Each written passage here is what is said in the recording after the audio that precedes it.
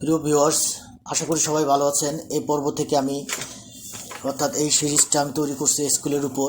এই পর্ব থেকে আমি ডেটাবেস নিয়ে কাজ করব। ডেটাবেস নিয়ে কাজ করতে হলে শুরুতে আমাদের এসকিউএলের উপর ভালো ধারণা থাকতে হবে, কারণ এসকিউএল একটা কমন ল্যাঙ্গুয়েজ যেটা প্রত্যেকটি ডেটাবেসের সাথে কাজ করে। সো আমাদের এখন ওয়ার্ল্ডের যে পপুলার ডেটাবেসগুলো রয়েছে, যেমন MySQL, SQL server, MS access, Oracle, Sybase, Informix, Postgres এবং আদার্স কিছু ডেটাবেস রয়েছে। এই ডেটাবেসের সাথে ডাটা রিলেটেড যে কাজ, অর্থাৎ রিট্রিভ করা, আপডেট করা, ইনসার্ট করা, এই টাইপের কাজগুলো করার জন্য, অর্থাৎ ডেটাবেসের সাথে আমাদের কমিউনিকেশন করার জন্য এসকিউএলটা আমাদের শিখতে হবে, কারণ এসকিউএল ছাড়া আমরা ডেটাবেসের কাজ করতে পারবো না। এটা একটা কমন ল্যাঙ্গুয়েজ। তো এসকিউএলের এই পর্বে আমি ইন্ট্রোডাকশন নিয়ে আলোচনা করব, যে এসকিউএলটা কি, এসকিউএল কীভাবে কাজ করে। তো শুরুতে আমরা চলে যাই, what is SQL. SQL is a standard language for accessing and manipulating database, অর্থাৎ ডাটাবেজের সাথে যে ডাটাটা আছে এই ডাটাটা আমরা অ্যাক্সেস করব, ম্যানিপুলেট করব, অর্থাৎ এই ডাটাগুলো নিয়ে বিভিন্ন টাইপের কাজ করার জন্য আমাদের SQL। আমরা যে প্রজেক্টগুলো করব, এই প্রজেক্টগুলো যে ডাটা নিয়ে কাজ হবে, এই ডাটাবেজে স্টোর করা, ডাটাবেজ থেকে রিট্রিভ করা, বিভিন্ন ধরনের রিপোর্টিং তৈরি করা, এই যে মাঝখানে যে কমিউনিকেশনটা হচ্ছে এটা SQL এর মাধ্যমে হচ্ছে। তো এসকিউএল একটা stand for structure query language, এটা স্ট্রাকচার কোয়ারি ল্যাঙ্গুয়েজ এবং এটা অ্যাক্সেসিং ম্যানিপুলেট করে। আমি অলরেডি আপনাকে বলছি আপনাদের। তো এখন আমরা চলে যাই এসকিউএল দিয়ে কী কী কাজ করা হয়। SQL can execute query against a database থেকে আমরা বিভিন্ন টাইপের কোয়ারি করে রেজাল্টটা তৈরি করব। SQL can retrieve data from database, অর্থাৎ বিভিন্ন টাইপের ডাটা আমরা রিট্রিভ করব, বিভিন্ন টাইপের ডাটা আমরা ইনসার্ট করব, অর্থাৎ ইনসার্ট রেকর্ড, বিভিন্ন নতুন ডাটা বা যে আমাদের যে প্রজেক্টের মধ্যে যে ডাটাগুলো থাকবে, বিভিন্ন ইনফরমেশন, এই ইনফরমেশনগুলো আমরা ডাটাবেসে এটা ইনসার্ট করব। এবং এক্সিস্টিং যে ডাটাগুলো রয়েছে এই ডাটাকে আমরা আপডেট করতে পারি, অর্থাৎ মডিফাই করতে পারি, সেটাও আমরা এসকিউএল দিয়ে করতে পারবো। তারপরে আমাদের প্রয়োজন না এমন কিছু ডাটা আমরা এটাকে ডিলিট করতে পারি।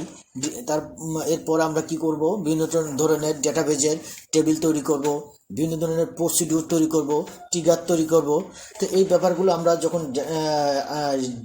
পরবর্তী পর্ব অর্থাৎ ডেটাবেস নিয়ে কাজ করব, তখন এই প্রসিডিউর, টেবিল ক্রিয়েট, ফাংশন, এগুলো বিস্তারিত আলোচনা করবে। তো এই পর্বেতে আমরা এসকিউএলের যে মূলত আমরা কি করি সেটা নিয়ে আলোচনা করছি।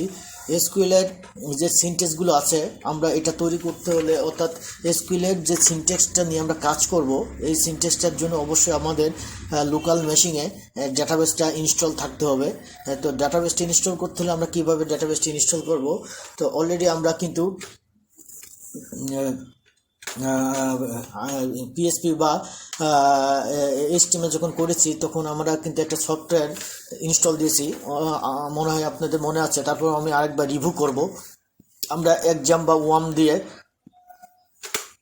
ডাটাবেজে কাজ করতে পারি লোকাল মেশিনে, বা আমরা ইচ্ছা করলে ক্লাউডেও কাজ করতে পারি। এখন ওয়ার্ল্ডের বিভিন্ন ধরনের ক্লাউড সার্ভিস দিচ্ছে, যেখানে আমরা লাইভ ডাটাবেজ নিয়ে কাজ করতে পারি। তো আমরা এখন লোকাল মেশিনে কীভাবে ডাটাবেজ নিয়ে কাজ করব সেটাই আলোচনা করব।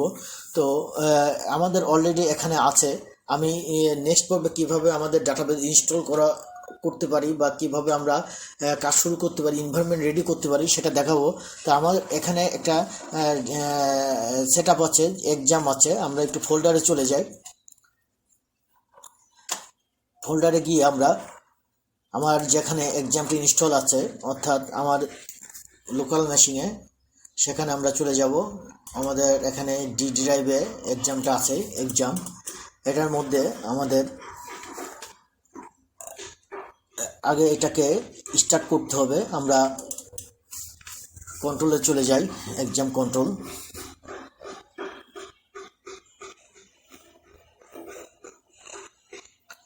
একটু ওয়েট করেন, ওপেন হচ্ছে।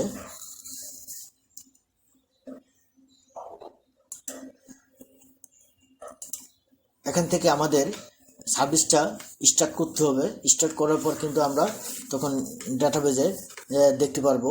তো আমাদের একটু সময় নিচ্ছে কেন, এনিওয়ে।